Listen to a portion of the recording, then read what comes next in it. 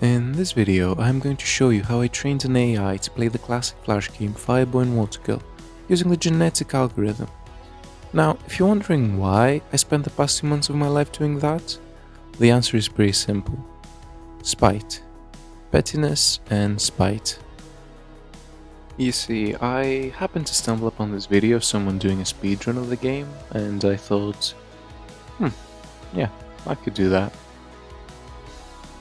I, in fact, couldn't, but while I may not be the best gamer, I am also not the best computer science guy. However, not sure what point I was trying to make. Whatever, let's just do this, you know? AI time. No, I lied. No, see, first I need something to actually put the AI on. There's kind of two options here. I either make the game myself from scratch, which sounds like a lot of work, or I somehow get access to the game's code. Making it myself will give me a lot more freedom than just trying to latch onto an existing game, so I guess I'll give it a shot.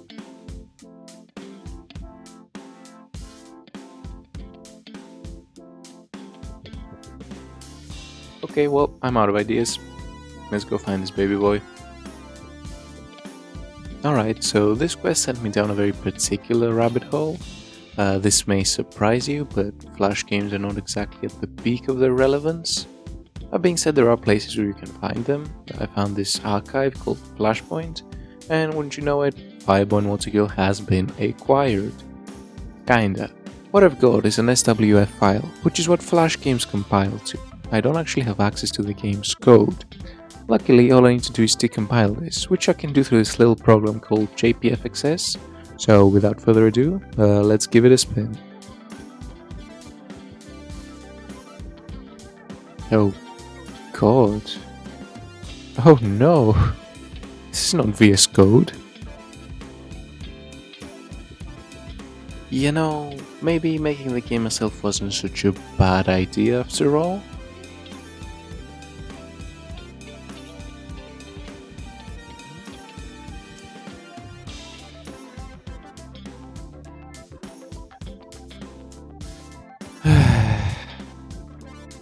Fine, whatever. I can work with this. Epic coding montage.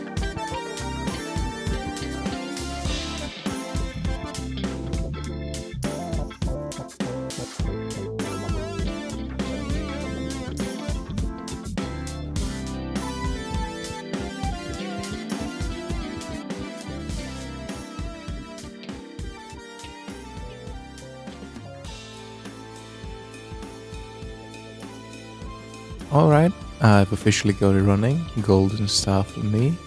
Now, I'll go into more depth about how this algorithm actually works in a little bit, but for now, all you need to know is that for the AI to learn, it needs to play a lot of games. Like, a lot. So, running one game at a time, and at normal speed, according to my calculations, this would be finished sometime between tomorrow and the heat death of the universe. What that means, unfortunately, is that I need to make it be able to run more than one game at once. Time for another Epic coding montage. Nah, I'm just messing with you. I already built it. No, actually it's a bit more like... No, sorry, what I meant is... That is what one generation of training looks like. What is a generation? Well, let's go back to a level and I'll tell you all about that. Each one of these runs that you're watching play out right now is represented by a single genome, and these genomes are what make up our current population. Once every member of the population has completed their run, that is one full generation of training. In the beginning, our population's actions are entirely random. So how do they actually learn? Do they just make random moves until someone succeeds? Not quite. All versions of the genetic algorithm depend on the idea of fitness. Fitness is a value that represents how good a run is. So, to keep things simple, if we move towards our goal, we get a higher fitness, and if we move away from it or we die, we get a lower fitness. In essence, the learning in the genetic algorithm is driven by the ancient old wisdom of eugenics, where we kill the underperformers and keep the ones with a higher fitness. And then we also make them bone so they can pass down their good genes and create children that outdo them. Yeah, this is a little messed up, huh? Oh well. It's almost done now anyway.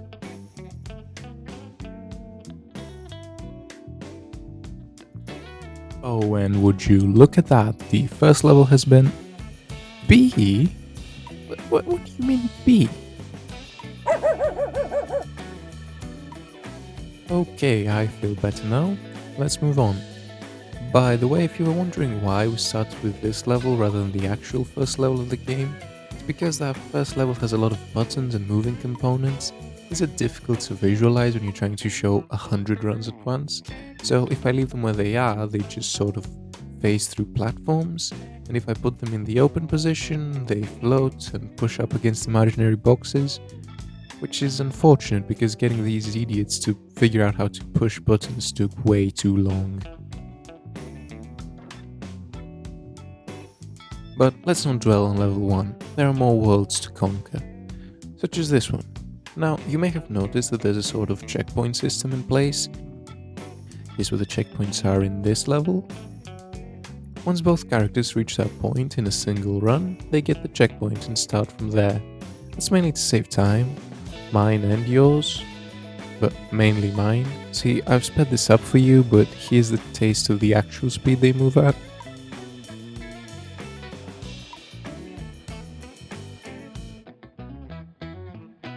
Yeah, it's not pretty.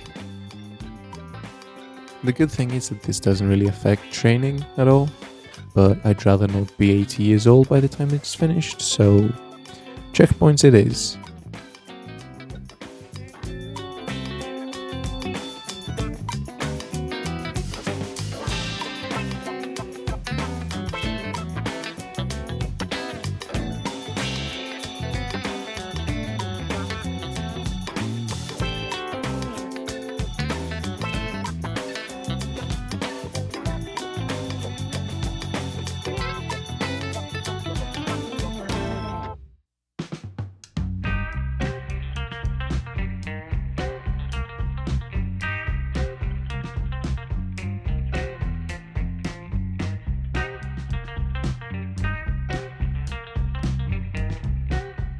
Okay, that's another level done with. I think you know the drill by now. Next level.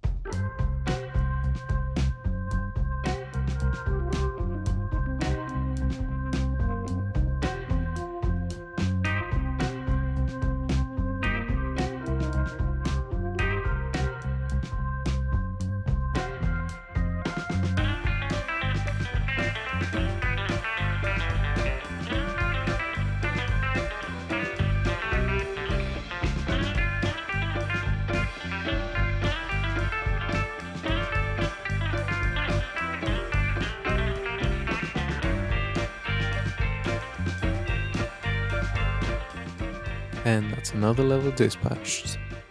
Fortunately, that's all we've got time for today, but first, let's take a look at how the AI compares to the speedrun. Drum roll, please.